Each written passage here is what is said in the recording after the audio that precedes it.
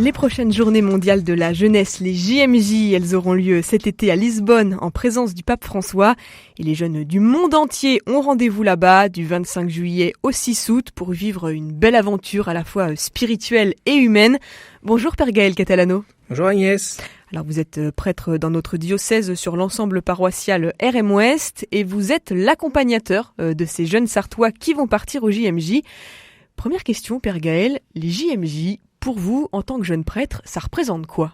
Alors, en tant que jeune prêtre, mais même en tant que moi-même, en tant que Gaël, ça représente un souvenir depuis mon lycée, à peu près. Oui, quand même. C'est-à-dire que quand j'étais en seconde ou en seconde première, voilà, c'était l'année des JMJ à Cologne.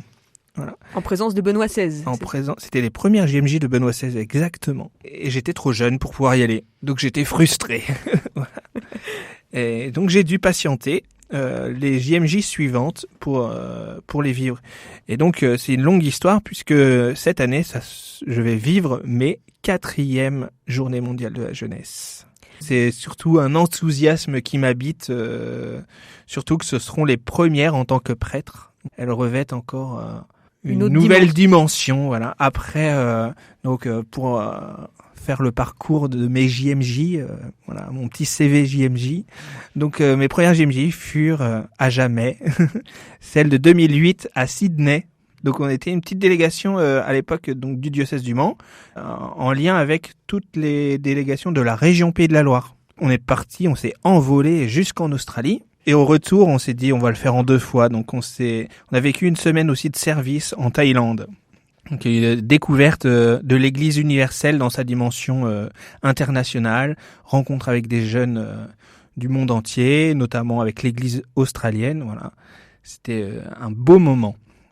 Mes deuxièmes JMJ, donc avec une dimension, donc les premières plutôt régionales, les deuxièmes une dimension plutôt diocésaine.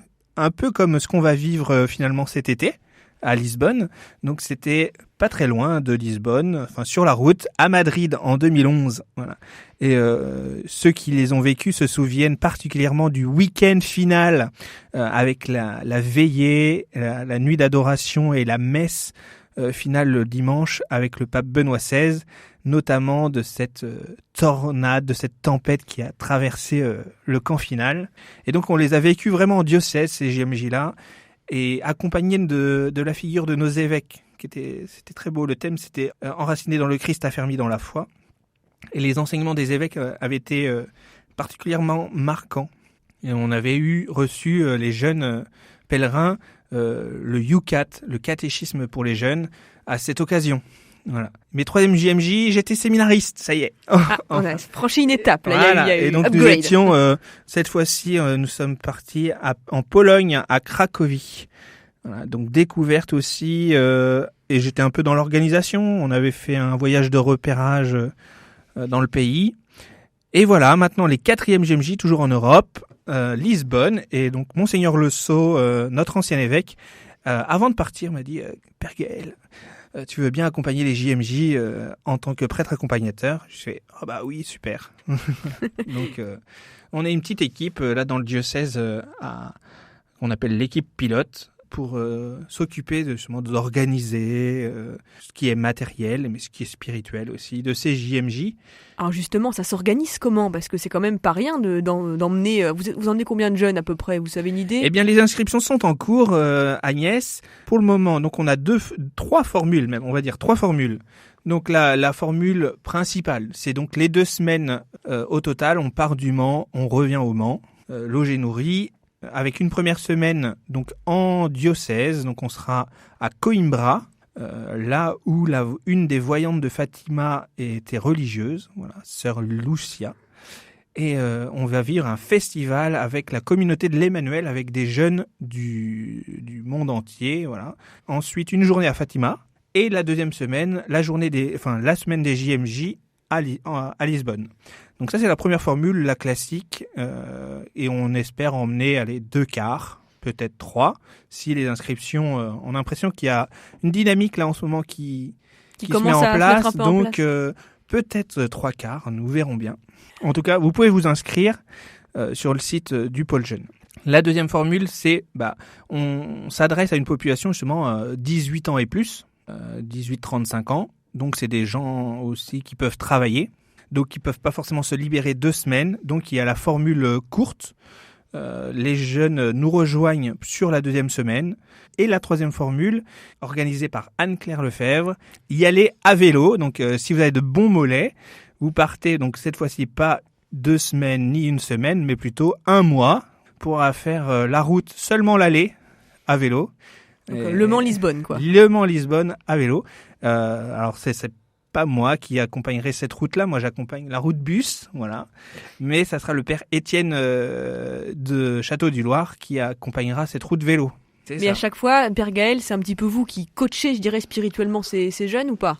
Alors, pour le moment, les jeunes, on a eu l'occasion de les rencontrer, notamment lors d'une soirée à la Maison Saint-Julien, une soirée portugaise. Donc là, il y avait 60 jeunes, qui permet de les rencontrer. Plutôt, mon accompagnement consiste pour le moment à essayer de réfléchir à comment on va les accompagner sur place, là-bas. Comment on va animer, quelle figure d'église du Portugal on va rencontrer. Il y a des saints patrons des JMJ qui ont été donnés par le pape François. Par exemple ? Comment découvrir ? Eh bien, par exemple, Saint Antoine de Padoue, Saint Ignace de Loyola, Carlo Acutis, qui est un peu notre saint 2.0 à la mode en ce moment. Mais des saints aussi moins connus, Jean de Brito par exemple, un prêtre franciscain portugais qui est parti évangéliser jusqu'en Inde et qui a fini martyr, voilà, par exemple. Donc comment s'approprier ces saints patrons aussi. Et puis chaque JMJ a un thème. Et le thème cette année des JMJ, c'est Marie se leva en hâte. Vous savez, c'est le moment où Marie a reçu la visite de l'ange au début de l'évangile de Luc. Et donc, elle accueille en son sein Jésus. Et tout à sa joie, elle court. Voilà, la première chose qu'elle fait, elle court rendre visite à sa cousine Élisabeth pour se mettre à son service, car elle-même aussi est enceinte de Jean le Baptiste. Et donc, c'est très beau, là. La présence du Christ, voilà, qui s'incarne en Marie, la pousse naturellement à la joie, à la précipitation vers le service. Donc peut-être aussi ce sens du service qu'a eu Marie, de le vivre nous aussi. Donc c'est en train de se réfléchir, donc en lien avec l'équipe du pôle jeune, l'équipe des JMJ qui s'est mise en place. Je ne suis pas tout seul à supporter toute cette préparation. Vous êtes une joyeuse équipe. Justement, Père Gaël, vous parliez du service, vous parliez un petit peu des figures de sainteté inspirantes que ces jeunes peuvent rencontrer. Quand on a entre 18 et 35 ans, qu'est-ce que ça apporte concrètement d'aller à ce type de rassemblement ? Qu'est-ce que ça apporte d'aller au JMJ ? Alors, rencontrer des jeunes de son âge. Parfois, donc moi je suis prêtre au Mans, donc c'est un peu moins le cas, mais je suis aussi prêtre sur Rouillon-Coulant, et puis notre diocèse est plutôt rural.